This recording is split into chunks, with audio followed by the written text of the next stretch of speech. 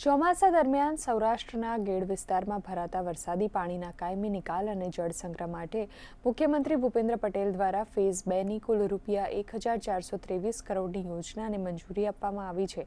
આ પ્રોજેક્ટ અંતર્ગત ગેડ વિસ્તારના 6 તાલુકાના ખેડૂતોને લાભ મળશે, જેમાં ફેઝ 1ના 17 અને ફેઝ 2ના 12 કામો આગામી 2 વર્ષમાં પૂર્ણ કરવાનું આયોજન છે। જળસંપત્તિ મંત્રી ઈશ્વરસિંહ પટેલે આ પ્રોજેક્ટ અંગે વધુ વિગતો આપતા કહ્યું હતું કે ગેડ વિસ્તારમાં વરસાદી પાણી ભરાવાની સમસ્યાનો કાયમી ઉકેલ લાવવા માટે પોરબંદરના ધારાસભ્ય અને વન પર્યાવરણ મંત્રી અર્જુન મોઢવાડિયા તેમજ આ વિસ્તારના ધારાસભ્યો દ્વારા સતત પ્રયત્નો કરવામાં આવી રહ્યા છે, જેને આગામી સમયમાં સફળતા મળશે।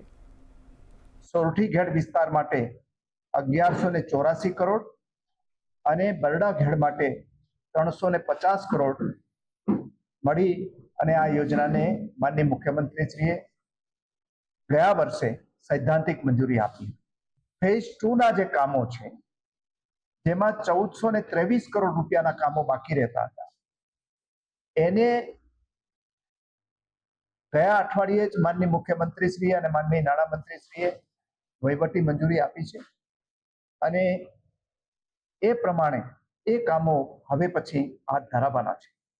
ત્યારે બરડા અને સોરઠી ઘેડના લગભગ 6 તાલુકાના હજારો ખેડૂતોને એનાથી ફાયદો થશે।